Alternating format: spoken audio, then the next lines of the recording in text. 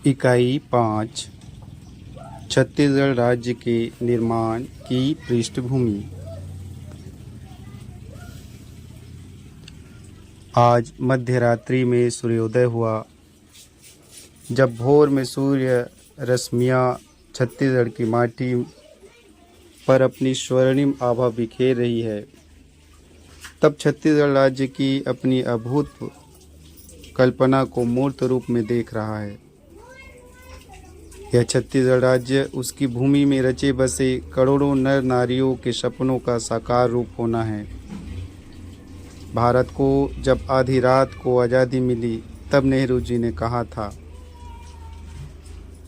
कि जब सारा संसार सो रहा है, भारत आज़ादी की सांस ले रहा है।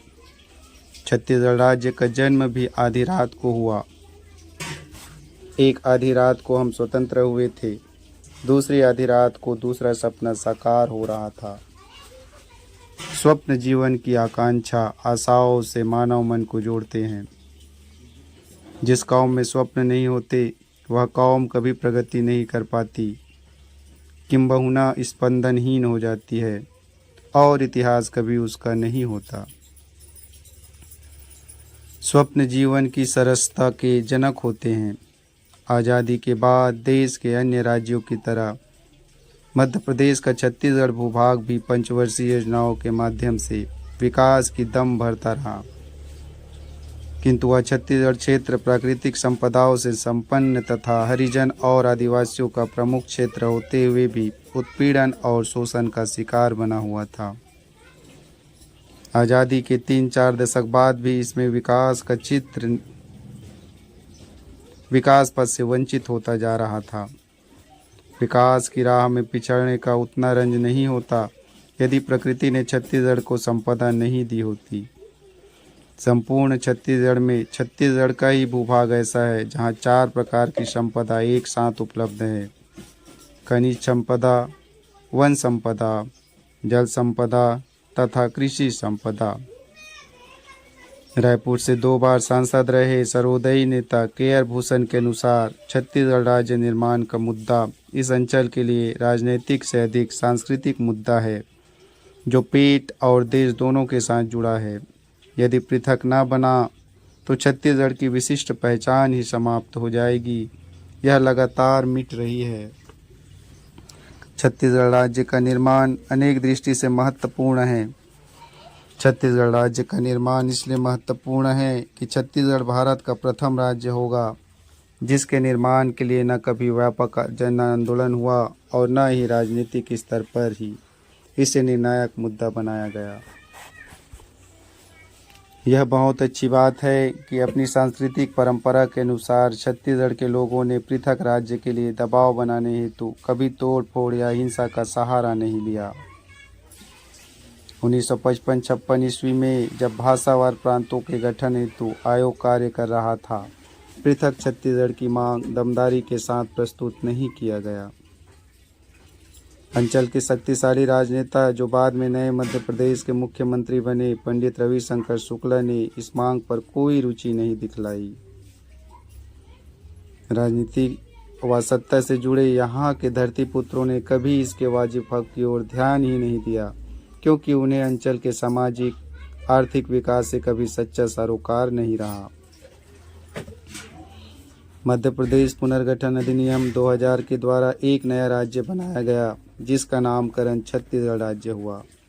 तत्कालीन मध्य प्रदेश के बस्तर, बिलासपुर, दंतेवाड़ा, धमतरी, दुर्ग, जांजगीर चांपा, जैसपुर, कांकेर, कवर्धा, कोरबा, कोरिया, महासमुंद, रायगढ़, रायपुर, राजनांदगांव और सरगुजा जिले और क्षेत्र मध्य प्रदेश राज्य के भाग नहीं रहेंगे। यह अधिनियम द्वारा घोषित किया गया। 31 अक्टूबर 2000 की अर्धरात्रि के बाद नया राज्य अस्तित्व में आया। परितोष चक्रवर्ती ने अपने एक लेख में स्पष्ट लिखा है, हमें यह समझना होगा कि आज के परिवेश में छत्तीसगढ़ राज्य का निर्माण कोई उपनिवेशवाद से छुटकारा नहीं है या फिर आज़ादी की लड़ाई नहीं है। यह तो अपने संसाधनों से स्वावलंबी होने के लिए प्रशासनिक दृष्टि से राज्य का पुनर्गठन मात्र है। हाँ, इतना अवश्य है कि इसमें अपनी मिट्टी से जुड़े स्वाभिमान का अंश बहुत अधिक है। यह स्वाभिमान साधारण जनता का स्वाभिमान है।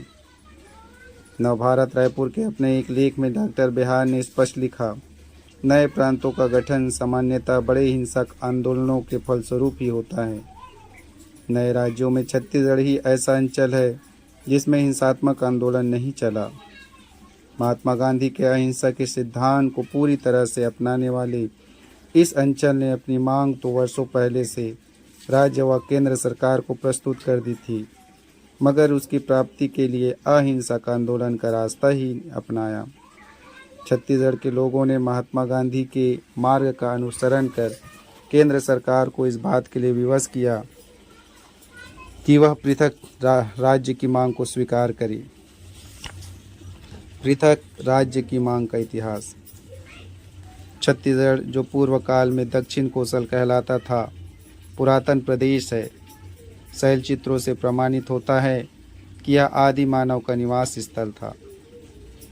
मुख्य रूप से पठारी, पहाड़ी व जंगली इलाका होने के कारण यहाँ जमींदारी प्रथा, सामंती प्रथा की गैर मौजूदगी रही। मुसलमानों के काल भी यह अंचल स्थानीय शासकों के द्वारा शासित रहा। रघुजी भोसले को जब सेना साहबुबा का पद दिया गया, तब मराठा नेतृत्व ने उनसे अपेक्षा की थी कि वे अन्य भागों के साथ साथ छत्तीसगढ़ प्रांत को भी मराठा सर्वोच्चता में लाए। अंग्रेजी नियंत्रण में जब 1818 ईस्वी में छत्तीसगढ़ आया, तब यहाँ के सुप्रिंटेंडेंट एगन्यू ने जो रिपोर्ट इस अंचल के लिए बनाई, उसका नाम ए रिपोर्ट ऑन द सूबा ऑफ छत्तीसगढ़ रखा। इससे स्पष्ट है कि अंचल को पृथक सूबा माना गया था। पंडित सुखलाल प्रसाद पांडे ने छत्तीसगढ़ गौरव में प्रांत की विशेषता बतलाते हुए लिखा, भारत में तो छत्तीसगढ़ किसी प्रांत से कम नहीं। ब्रिटिश राज के काल में ही भारत के अंदर पृथक छत्तीसगढ़ के लिए मांग समय समय पर उठती रही। इसके लिए प्रयास भी किए गए, मगर संगठित व व्यापक प्रयास न होने के कारण असफलता ही मिली। पहला, छत्तीसगढ़ सुघी संघ के प्रयास। संवत 1982 वर्ष 1925 ईस्वी में छत्तीसगढ़ अंचल के कुछ राजाओं, जमींदारों, वकीलों, जमीन के मालिकों, गौटियों ने एक संघ का निर्माण किया। छत्तीसगढ़ सुधी संघ इसे नाम दिया गया। सुधी मतलब ध्यान। छत्तीसगढ़ पर ध्यान दिलाने के लिए इसका निर्माण हुआ। अंचल के निवासियों की चहुमुखी विकास के लिए यह बना। राष्ट्रीय स्तर पर अपनी पहचान बनाना भी उद्देश्य था। छत्तीसगढ़ के प्राचीन गौरव का गान कर यह छत्तीसगढ़ का पृथक अस्तित्व चाहता था। नए राज्य के रूप में छत्तीसगढ़ का गठन, इस अवधारणा को इसने मूर्त रूप देने का प्रयास किया। इस संघ के प्रधान सचिव पंडित शिवदास पांडे थे। उन्होंने कहा, छत्तीसगढ़ प्रांत प्राचीन समय में दक्षिण कोसल कहलाता था। हम ऐसा उपाय करें कि हमारा यह प्रांत पूर्व के सम्मान, संगठित, धर्म प्रिय और विद्या प्रेमी हो जाए। दूसरा, त्याग मूर्ति प्यारेलाल सिंह के प्रभाव। छत्तीसगढ़ को एक शक्तिशाली इकाई के रूप में देखने की इच्छा रखने वालों में पंडित सुंदरलाल शर्मा, ठाकुर प्यारेलाल सिंह, ठाकुर छेदीलाल बैरिस्टर, सुधाराम साव आदि थे। सन 1939 ईस्वी में ठाकुर प्यारेलाल सिंह ने इस संदर्भ में कार्य योजना बनाने के लिए बिलासपुर में सुधाराम साव के मकान में एक बैठक बुलाई। विचार विमर्श के दौरान आम राय दिखी। रायपुर के आनंद समाज लाइब्रेरी का छत्तीसगढ़ में राजनीतिक व सांस्कृतिक आंदोलन संबंधी बैठकें होती रहती थी। सन 1929 में एक बैठक छत्तीसगढ़ राज्य की स्थापना के संबंध में हुई। ठाकुर प्यारेलाल के अलावा समर्थ समालोचक व कांग्रेसी कार्यकर्ता पंडित रामदयाल तिवारी, पंडित ज्वाला प्रसाद मिश्र आदि थे। पंडित मिश्र की इस बैठक में दिए जोशीले भाषण की चर्चा काफ़ी हुई। ठाकुर प्यारेलाल सिंह छत्तीसगढ़ राज्य आंदोलन के कर्णधारों में रहे। उनके प्रयासों को भुलाया नहीं जा सकता। छत्तीसगढ़ शोषण विरोधी संघ की स्थापना सन 1946 ईस्वी में प्यारेलाल सिंह के द्वारा की गई। भाटापारा नगर पालिका चुनाव में इस संघ ने अपने प्रत्याशी खड़े किए तथा वांछित सफलता प्राप्त कर सबको अचंभित किया। नगर पालिका अध्यक्ष इसी संघ का आदमी बना। राजनीतिक भागीदारी की क्षेत्र में यह प्रयोग था। मृत्यु पर्यंत ठाकुर प्यारेलाल सिंह पृथक छत्तीसगढ़ राज्य के लिए संघर्ष करते रहे। इस संघर्ष में समाचार पत्रों की भूमिका भी प्रशंसनीय थी। आज़ादी से पहले महाकौशल में एक लेख छपा। इसके अनुसार 1 जनवरी 1948 से छत्तीसगढ़ की तमाम रियासतें में शामिल हो रही है। अब छत्तीसगढ़ बृहद छत्तीसगढ़ हो जाएगा और उन लोगों को जो छत्तीसगढ़ प्रांत की कल्पना करते आ रहे हैं इस दिशा में काम करने के लिए नवीन अवसर उपलब्ध हो जाएगा। तीसरा, राज्य पुनर्गठन आयोग को प्रतिवेदन।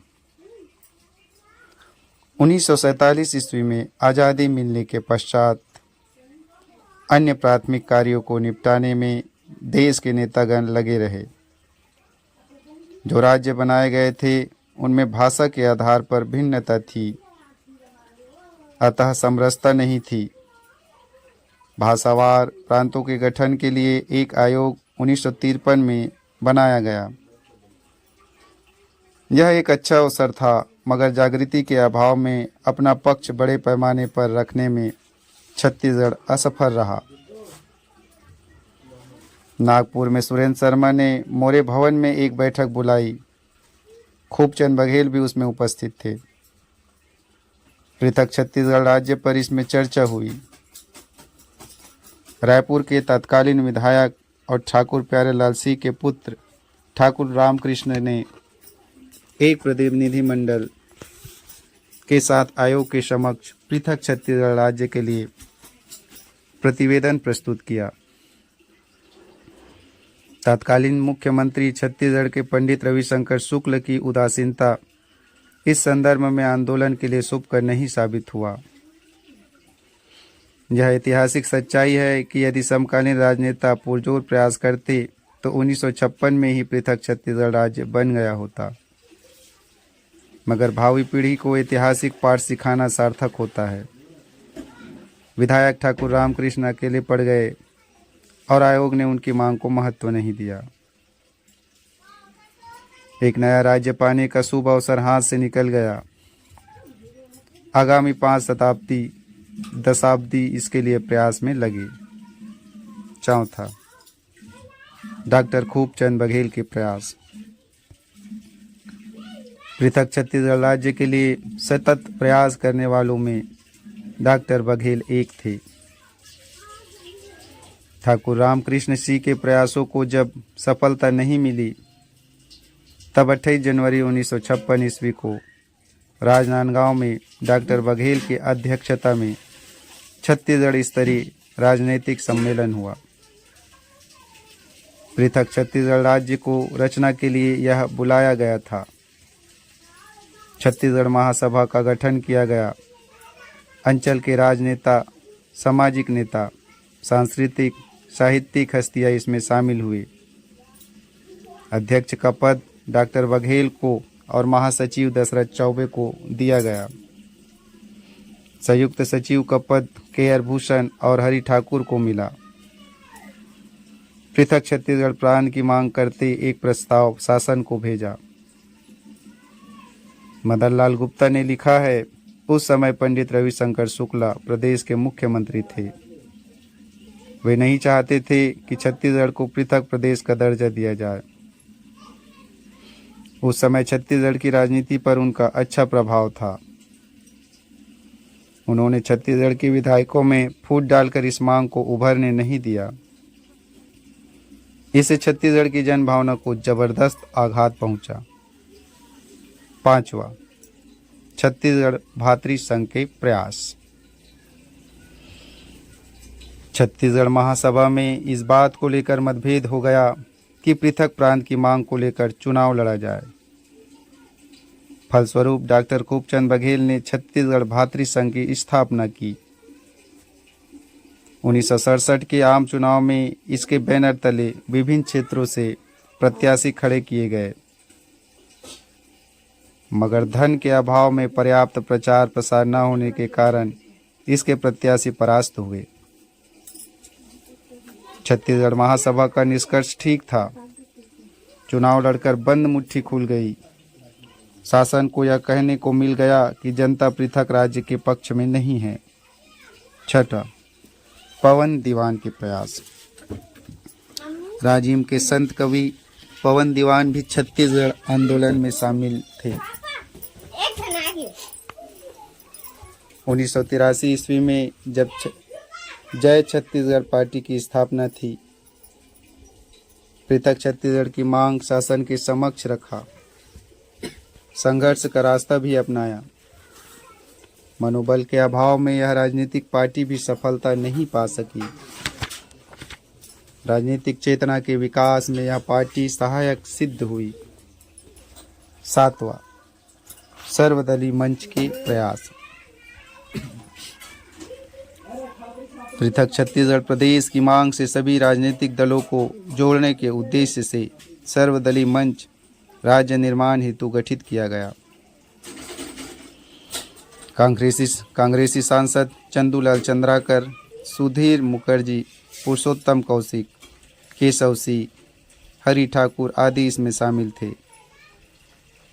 सर्वदलीय मंच ने 5 अक्टूबर 1993 ईस्वी को छत्तीसगढ़ महाबंद का आह्वान किया। इसे अभूतपूर्व सफलता मिली। सभी जिला मुख्यालयों में महाबंद का असर रहा।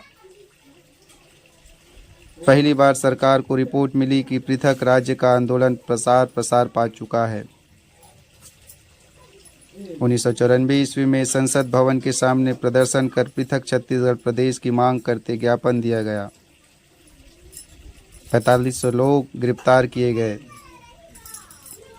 8वां, छत्तीसगढ़ राज्य हेतु संकल्प पारित।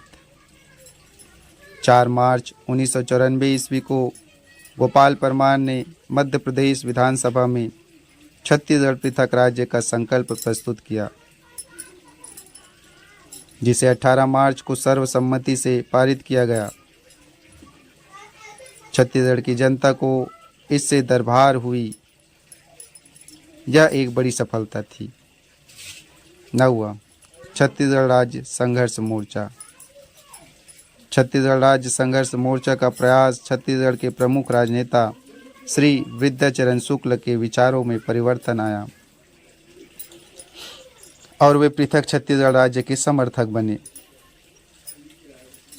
छत्तीसगढ़ राज्य संघर्ष मोर्चा का गठन किया गया। छत्तीसगढ़ के आत्म तत्व पर निरंतर चिंतन करने वाले मनीषियों ने छत्तीसगढ़ के अस्तित्व की लड़ाई के लिए विद्याचरण शुक्ल के मोर्चे को अपनी ऊर्जा से गतिशील बनाया। छत्तीसगढ़ के सभी 16 जिलों में सम्मेलनों का आयोजन कर मोर्चा ने आंदोलन का वृहद स्वरूप दिया। 30 मई 1999 ईस्वी को मोर्चे का सम्मेलन जगदलपुर में आयोजित किया गया। 24 जून को धिक्कार दिवस का आयोजन किया गया। 24 जून और 2 जुलाई को जेल भरो आंदोलन में हजारों लोगों ने गिरफ्तारी दी।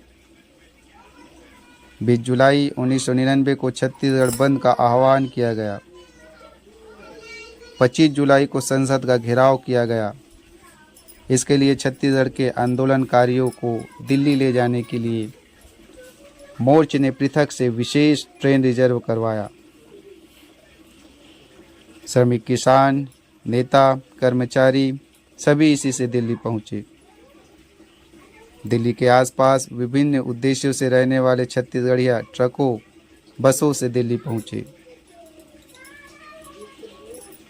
दिल्ली पुलिस के अनुसार 11,278 लोग गिरफ्तार किए गए। संसद का घेराव करने के प्रयास में यह गिरफ्तारी हुई। विद्याचरण शुक्ल के अलावा अनेक विधायक व नेता, साहित्यकार, सांसद पूर्व सांसद गिरफ्तार किए गए।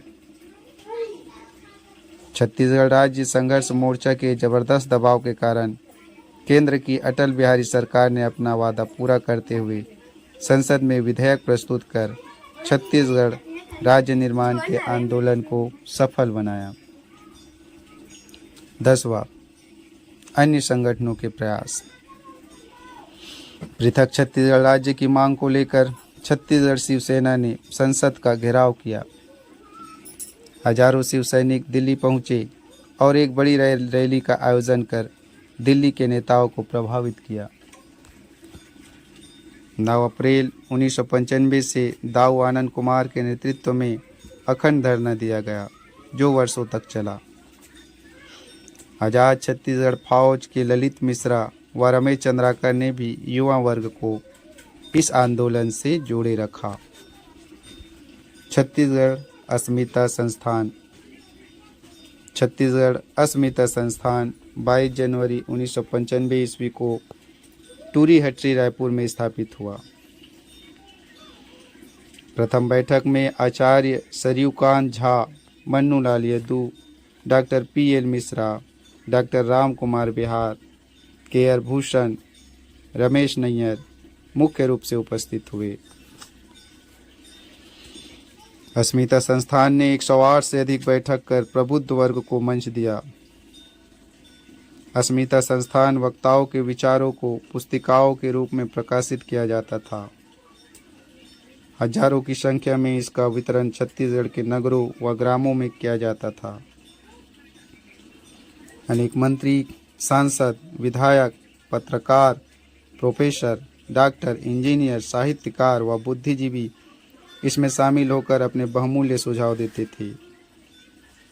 छत्तीसगढ़ राज्य आंदोलन को Pandit Sundarlal Sharma, Thakur Pyarelal Singh, doctor Khubchand Baghel, Hari Thakur, Acharya Saryukant Jha, doctor Mannulal Yadu, K.R. Bhushan, Chandulal Chandrakar, doctor Ram Kumar Bihar, Ramesh Nayyar, Baban Prasad Mishra, doctor Sudhir Sharma जैसे लोगों ने समय समय पर गति व मति दी। यह आंदोलन सने सने शक्तिशाली होता गया। केंद्र की भाजपा सरकार ने छत्तीसगढ़ राज्य बनाकर इस अंचल के लोगों के विकास का मार्ग प्रशस्त किया है। प्रधानमंत्री अटल बिहारी वाजपेयी के प्रति छत्तीसगढ़ की जनता कृतज्ञता का भाव रखती है, जिन्होंने नए राज्य के रूप में बड़ी सौगात दी।